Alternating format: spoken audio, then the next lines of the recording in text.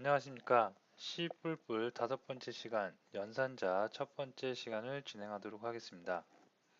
자, 이번 시간과 이 다음 시간에는 우리가 일상생활에서 하는 연산자처럼 컴퓨터에서도 연산을 할 수가 있습니다. 그런 연산을 할 때 필요한 연산자가 어떤 것들이 있는지, 생각보다 컴퓨터는 사람이 생각하는 연산보다 굉장히 많은 연산자를 가지고 있습니다. 그래서 그런 연산자들 중에 중요한 것들을 위주로 해서 살펴보는 시간을 갖도록 하겠습니다.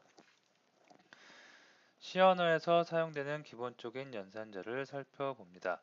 자, 목차는 피연산자 개수에 의한 연산자 구분, 대입 연산자, 산술 연산자, 복합 대입 연산자, 관계 연산자 등에 대해서 이번 시간을 통해서 살펴보도록 하겠습니다.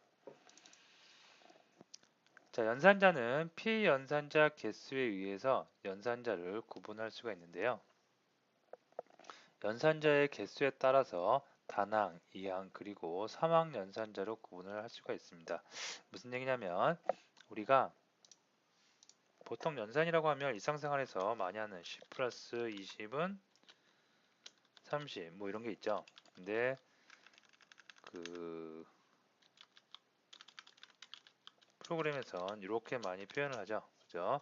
그리고 이런 만약에 연산식이 있다. 그러면 요거 자료용을 일단 빼고 생각을 해보면 피연산자가 크게 하나가 있고요. 그 다음에 이렇게 두 개. 이거는 더하는 거니까 두 개로 볼 수가 있습니다. 자, 이러면 이 대입연산자, 이건 대입연산자라고 하는데요. 좀 이따 나올 건데 이 대입연산자를 기준으로 해서 피연산자가 이렇게 두 개죠. 그러면 이항이라는 얘기고요. 그 다음에 우리가 음수를 표현할 때 양수면 10인데 음수면 마이너스 10이죠. 이 양수도 마찬가지로 이 앞에 플러스가 생략되어 있는 거죠. 그럴 때 이렇게 항이 하나만 있어요. 그 연산 데이터의 부호를 결정짓는 앞에 연산자 이렇게 하나만 있다. 그러면 이런 거는 단항 연산자라고 합니다. 다음에 사망 연산자도 있는데요. 일상생활에서는 안 쓰이지만 일상생활에서 안 쓰이지만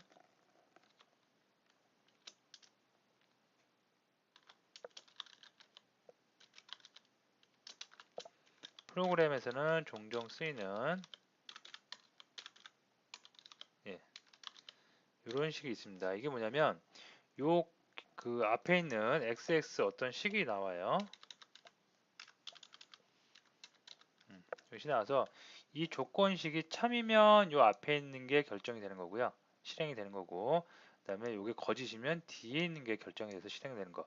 이럴 때 항이 하나, 둘, 세 개 있죠. 그래서 이걸 우리가 사망 연산자라고 합니다. 자, 이렇게 피연산자의 개수에서 크게 한번 이렇게 나눠볼 수가 있는데요. 이 나눈다는 게 중요한 건 아니고요. 이렇게 연산을 여러 가지가 있다는 거 참고적으로 알아두시면 될 듯 합니다. 자, 그럼 먼저 대입 연산자부터 알아볼 텐데요. 대입 연산자는 오른쪽의 결과를 왼쪽에 대입한다, 할당한다. 보통 이제 이 대입 연산자의 기호가 이게 는이에요, 는. 우리가 알고 있는 니코르. 근데 수학에서는 A하고 B 하면 A와 B는 같다죠. 그죠? 근데 프로그램에서는 같다는 아니고요. 이렇게 되면 오른쪽에 있는 B의 데이터, B 안에 예를 들어 10이 있다. 그러면 그 10을 A한테 담는, 저장하는, 대입하는 기능을 갖고 있습니다. 수학에서 같다고 표현할 때는 이렇게 는을, 니코르를 두 개를 넣어줘야 돼요. 그래야지 수학처럼 같다라는 표현이 됩니다. 하나만 넣어주면 어떻게? 대입 연산자. 대입을 오른쪽에 있는 값을 왼쪽에 할당해주는 역할을 하는 연산자로 취급을 합니다. 자, 그래서 니코르는 수학에서 오른쪽 값과 왼쪽 값이 같다는 의미이지만 프로그램에서는 오른쪽 값을 왼쪽에 대입하는 의미로 쓰인다. 프로그램에서 오른쪽과 왼쪽이 같다는 의미는 는, 니코르 두 개 써주면 되겠습니다. 대입 연산자 잠깐 뭐 해보기 위해서 비주얼 스튜디오 한번 열어봤고요. 그 다음에 여기다가 프로젝트 하나 만들어 보도록 하겠습니다. 이거를 지금 연산자죠. 오퍼레이터 베이직이라고 하겠습니다.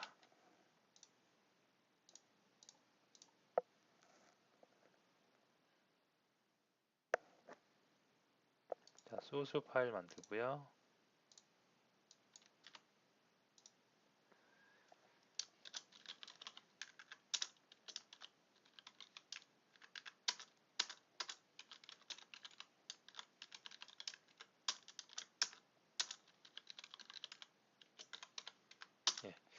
자, 대입 연산자는 int x는 예를 들어서 10을 입력해 봤어요. int y는 10을 또 20을 입력할까요? 네, 이렇게 했어요. 자, 출력을 한번 해보면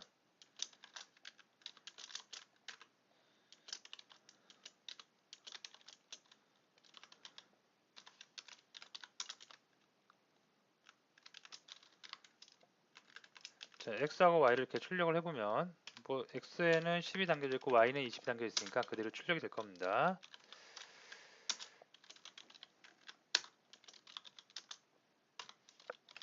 네, 실행을 해보면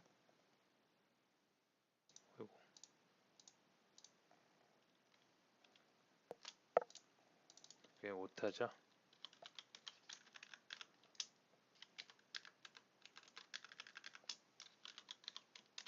예. 자, 실행을 해보면 x하고 y가 그대로 출력이 될 겁니다. 12집. 자, 근데 대입 연산자를 이제 대입 연산자 이것도 대입 연산자예요. 이럴 때 있죠. 자, 대입 연산자를 이용해서 만약에 x에다가 y를 이렇게 대입을 했어요. 그 다음에 출력을 해보면 어떻게 출력되겠어요? x에 원래 10이 들어가 있었는데 y의 값을 지금 오른쪽에 있는 값을 왼쪽에 할당해주는 대입 연산자로 할당을 해줬죠. 그러면 결과가 어떻게 x에도 이제 10이 아닌 20이 들어갈 수가 있겠죠. 그래서 대입 연산자는 이렇게 쓰시면 되겠습니다. 그 다음에 산술 연산자. 산술 연산자는 보통 흔히 우리가 일상생활에 말하는 사칙 연산을 뜻한다고 생각하시면 되겠습니다. 그래서 덧셈, 뺄셈, 곱셈, 나눗셈이 있고요. 그 다음에 나머지 연산자 이런 게 있는데 덧셈, 뺄셈, 곱셈, 나눗셈은 별로 이해하는데 어려움이 없을 듯 합니다. 자, 근데 나머지 연산자는 뭐냐면 어떤 수를 나눠요. 나누고 났을 때 몫이 있고 나머지가 있죠. 그 나머지를 반환해주는 그런 연산자입니다. 그래서 이것도 한번 해보면 지워볼게요. 자, 만약에 x 플러스 y가 얼마인지 구하고 싶어요. 그러면 여기다가 y 이렇게 해주면 되겠죠. 좀 보기 좋게 가로까지 좀 묶어주고요. 자, 실행을 해보면 x, y 30 됐습니다.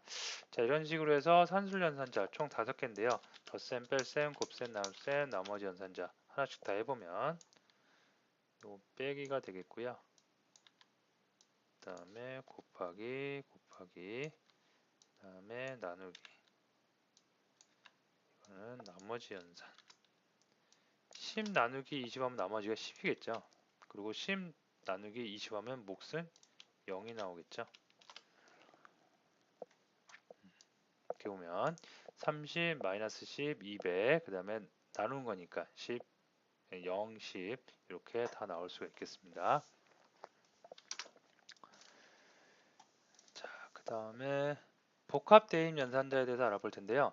방금 우리가 산술 연산자 했었죠. 산술 연산자를 할 때 덧셈, 뺄셈, 곱셈, 나눗셈, 나머지 이런 그 연산자들을 이용했는데요.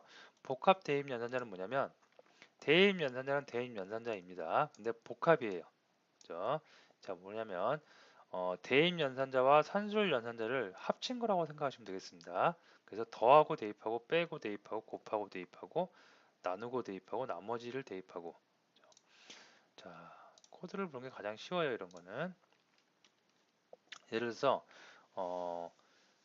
더하고 대입하는 복합 대입 연산자는 어떻게 냐면 이게 리졸트라는 값이 있는데 여기다가 플러스하고 이렇게 하고 x라는 값을 한다. 그럼 이건 뭐하고 똑같냐면 원래는 이렇게 쓰는 거죠. 리졸트는 리졸트 더하기 x. 그죠? 기존의 리졸트에 있는 값에다가 x에 있는 값을 더해서 그렇게 새롭게 더해진 값을 다시 리졸트에 담는 거예요. 자, 이렇게 하다 보니까 리졸트 2번 나오죠. 그래서 이거를 우리 한번 생략하자. 뭐 번거롭게 촌스럽게 2개 다 쓰냐? 생략하여. 그리고 그 대신 이렇게 연산자 2개를 붙여서 복합 대입 연산자를 만들자 해서 나온 게 복합 대입 연산자입니다.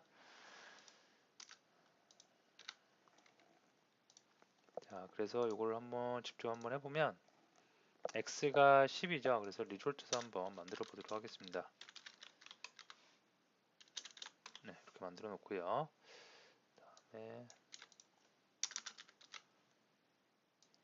5 이상이면 100으로 할까요?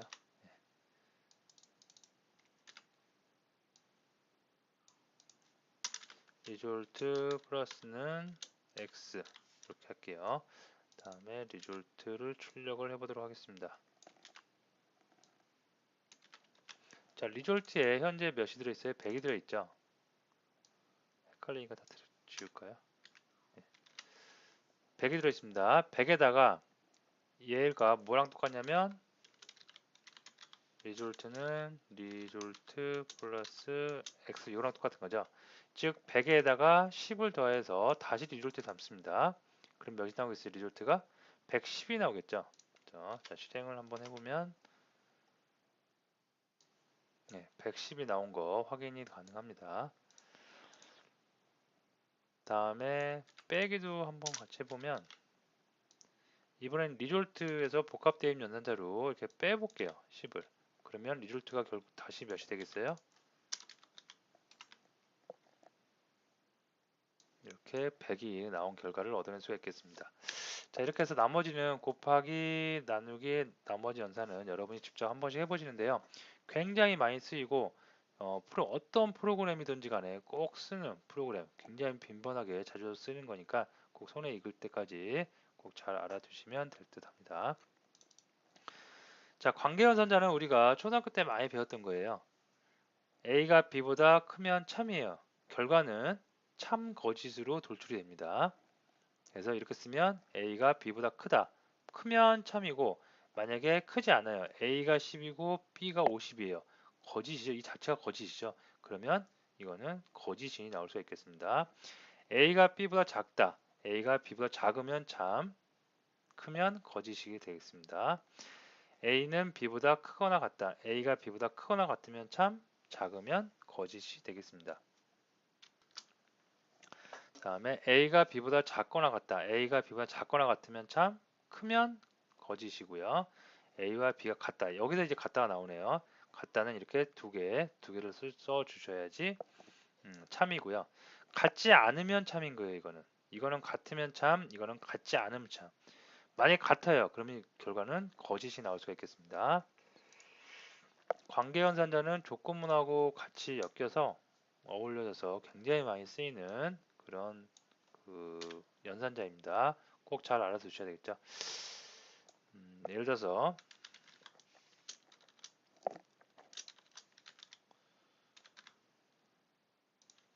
이런 게 있는데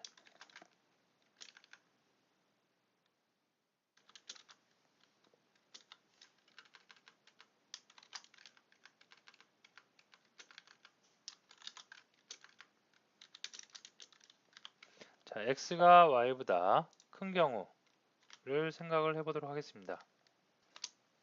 자, 그럼 x는 10이고 y는 20이죠. 그러면 이 자체가 어떻게 거짓이겠죠. 그래서 실행을 실제로 해보면 거짓이기 때문에 0이 나올 수가 있겠죠. 0은 거짓, 0 이외에 1은 다 참이라고 했습니다. 좀 이렇게 하고요. 몇 개만 해보도록 할게요. 나머지는 다 여러분들이 직접 한번 해보시기 바랍니다. 자, 크거나 같으면 참이에요. 자, x하고 y가 크거나 같을 수가 있을까요? 안 되겠죠. 무조건 작죠. 그러니까 이것도 마찬가지 결과값은 0이 나올 수가 있겠고요. 그 다음에 같은 경우 두 개 준다고 했죠. 자, x하고 y가 같다. 거짓이죠. 그래서 이것도 결과적으로 0이 나올 수 있습니다. 만약에 같지 않다. 그러면 느낌표를 앞에 하나 적어주면 되겠습니다. 자, x하고 y가 같아요? 같지 않아요? 같지 않죠. 그럼 이 결과값은 참이 나오겠죠. 그러면 예상컨대 결과값 참이니까 1이 나올 수가 있겠습니다. 1이. 이렇게 관계연산자는 두 개의 관계를 가지고 어떤 조건식에서 많이 쓰이기 때문에 여러분들이 잘 알아두시고요. 어려운 내용이 아니기 때문에 한 번씩만 여러분이 코딩을 해보시면 쉽게 이해가 되리라 생각합니다.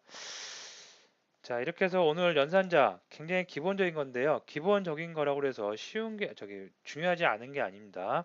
굉장히 중요하고 가장 많이 쓰이는 연산자들이니까 여러분들이 꼭 잘 익숙하게 프로그램을 처음 하시는 분들은 익숙하게 잘 알아두시면 되겠습니다. 자, 오늘 수업 여기서 마치도록 하겠습니다.